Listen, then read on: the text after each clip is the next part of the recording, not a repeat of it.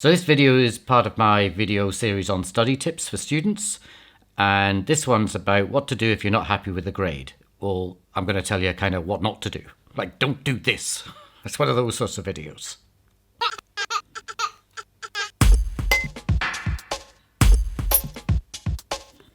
I'm bleeding. So, in this video, I'm going to tell you what students should do if they're unhappy with a grade that they've received for their coursework, and what to do if they think that they've been graded unfairly and want to have their grade reviewed. So students can often find this a tricky area to navigate. Staff too, actually. So this video might actually be useful for some staff. But it's a difficult area to navigate, and I'll tell you the reasons why they should and shouldn't ask for a review of the grade. So let's start off with the bad reasons for requesting a review of grade. I've 3 of them for you. So bad reason number 1. This is the "it's not what I want" argument.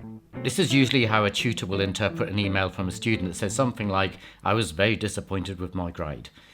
Whenever a student emails me saying that they're very disappointed with their grade, my first reaction is, well, I was disappointed with your work, and that's why you got a bad grade. But I don't email that. I try not to email that. I'll try to be a bit more diplomatic. But basically, I don't want the student to be disappointed. And actually, I think it's great that a student has the ambition to do better, but them being disappointed in their mark is no reason for me to take another look at their mark. That's because the mark is an assessment of their work, an assessment of their learning. And so if a student says that they're disappointed with their mark, they're actually saying that they're disappointed in themselves. And my second reaction to one of those emails, which is, I'm disappointed with my grade, is, hey, don't beat yourself up. Don't be so hard on yourself. I never react thinking, oh dear, I'm so sorry, I'm going to remark your work because clearly I haven't been fair on you. I didn't want to disappoint you. So sorry, I didn't realise my grade would disappoint you. I'll find a grade for you that will make you happier. I'm not going to do that. Now, this sounds a bit harsh, and it's not really the student's fault that they respond with the "I'm disappointed with my grade" type email. Actually, more and more students are responding in that way these days, and I think that's because education is increasingly being described, particularly by politicians, as a commodity that students pay money for through student fees. And so, they expect to be satisfied with their education, with just like any other product that they purchase. And in fact, universities and the university sector in general is constantly asking them, how satisfied are you with your learning? How satisfied are you with this unit? How satisfied are you with this tutor? So they're getting all these satisfaction surveys. So it's no wonder they're starting to think like a consumer. And they're kind of thinking like what they're doing is sort of exercising their consumer rights in a way. But the problem is that education isn't like consuming a product. It's not like consuming a product off the shelf. It's not a commodity that can be purchased and returned. In education, the student is the raw ingredient. They're the manufacturing process and the final product, all at the same time. So they would have to return themselves for a refund. And that would be a bit kind of weird. So bad reason number 2. This is the "it's not who I am" argument.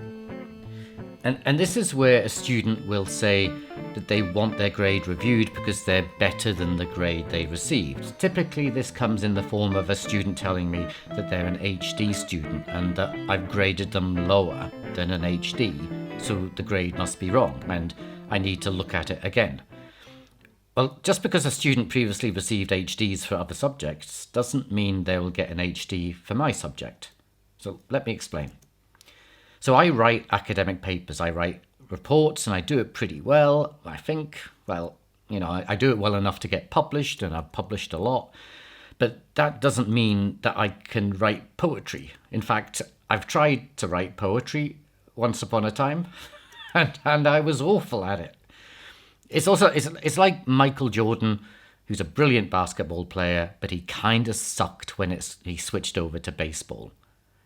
So just because you received an HD in one of your subjects doesn't mean you're going to get an HD in another subject, particularly if you're being assessed on a different set of skills in that other subject. So when a student tells me that they're not happy with their grade because they're an HD student and this isn't an HD grade and they should be getting a better grade than this, I think, what I don't respond with, I'm so sorry. Yes, we can see if we can get you a better grade because I didn't realize you're an HD student. Oh my God, if you'd only have told me, we would have saved this embarrassment. I don't tell them that. I tell them that that's not grounds for requesting a review. You might have got HDs for other subjects, but I'm afraid for this one, you didn't. Again, it's not really the student's fault here. And here, psychology is a bit to blame by categorizing us in various ways and trying to convince us that we have always been and will likely remain that way when actually that's not true. It's actually our experience and what we learn from our experience that mostly defines who we are. But psychology has kind of categorized us in various ways and said, that's, you're kind of born that way and that's who you are. So it's perhaps no surprise that students think in those terms. I'm an HD type student, so I should be getting HDs. No, not necessarily. Bad reason number 3. This is the "it's not what I need" argument. Here, a student asks for their work to be reviewed because they need to get a better grade to get into, say, a postgraduate course, or they're close to getting a particular class of degree and the grade I've given them is putting them that in jeopardy. But a grade can't be awarded on the basis of what the student needs. It's not like a student can say when they hand in their assignment, hey, I need an HD for this one, and the tutor responds, okay, I'll see what I can do for you. If that were to happen, the tutor would be accused of being corrupt, and they would be corrupt. So students can't do that, and tutors can't do that. It's not needs-based assessment. It's criteria-based assessment. We're marking you, we're assessing you on your skills. And students also can't ask their tutor to remark their work because their grade was, say, almost a distinction or almost a high distinction, i.e. their mark was really close to getting into that next grade category.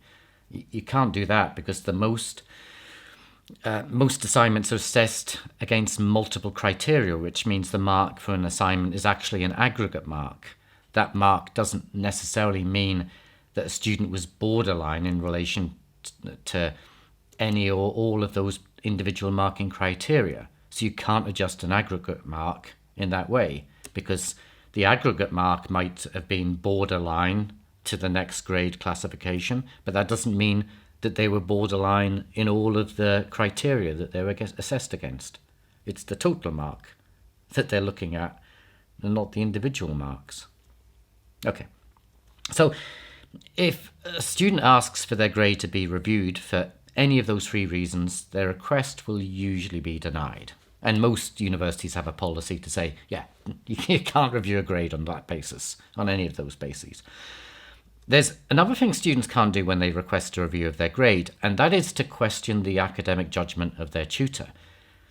Because the tutor is marking their work because the tutor is employed by the university because that tutor has expertise in the subject they're teaching, and that expertise qualifies the tutor to assess the student's learning in that subject. And the university has various checks in place to make sure that a tutor has that expertise. They check before they give the person the job, and then they keep on checking by annually reviewing the tutor's performance. So if a student appeals a mark on the basis of questioning their tutor's expertise, the university is not going to agree with the student because they've got all of these other checks in place to say, well, actually, the university believes that this tutor is the expert in this discipline, and that's why we're giving them money to teach that discipline. So these are all the reasons why a student can't ask for a review of a mark. But what can a student base their request for a review of their grade on? Well, they can base it on a procedural issue. Here they're not questioning the academic judgment of their tutor, but they're questioning how that judgment has been applied. Did their tutor follow the proper procedure in applying their academic judgment? That could be something like giving clear information on the assessment, such as clear marking criteria, and that they marked the assessment against that marking criteria. So if that didn't happen, then the student has grounds to request a review of their mark, because there was a procedural error in how their work was graded. Now, when it comes to whether a student was marked against that criteria that was set, sometimes that might not be obvious from the feedback the student gets from their tutor. And that's mostly because how little time tutors have to write feedback to students on assignments. We really only get like a minute or two, sometimes less, to write feedback to students. It's crazy. So it's at that point when the student receives the feedback, and the feedback, it's not obvious to the student how they're being assessed from the feedback. They see their mark and say, why did I get this mark? And they read the feedback and they go, how does that apply to the criteria? If it's not clear to the student, it's fair enough for the student to approach the tutor and say, can I have a bit of a chat with you? Could you explain the feedback? Because I don't understand it. And that's a proper thing to do. And the tutor would then have to explain how the work was marked against the marking criteria, so that they can assure the student that the marking criteria was applied correctly. And if the student's still concerned after that actually they don't think that the criteria was applied correctly, then they can go and ask for a review of the grade. And that usually means that another tutor then grades the work. Okay. Another tutor who has some sort of expertise in that area, which that's what should happen. Now, other more clearly definable procedural errors are things like students' mark being added up wrong. I've done that because I'm not good with my numbers. So sometimes we can do that because we've got a lot of work to mark, and sometimes we add the marks up wrong. And there, yes, please ask for a review of your mark, and it'll be a fairly quick review. I'll have a look at it, redo my sums, use a calculator this time, and change the mark. And I'll apologize. And that would be a successful review of mark. And sometimes students ask me to do that. They say, I think you've added it up wrong, and I'm quite happy to do it. Now, a quick your mileage will vary warning before we finish the video, because universities do vary a bit when it comes to policy in relation to how students can and can't request a review of their grade. What I've described to you is, or at least should be, the basis of how most universities deal with this issue. Okay, so that's the do's and don'ts when it comes to requesting a review of your grade. And I hope that's of some interest to you. Till next time, ta-da.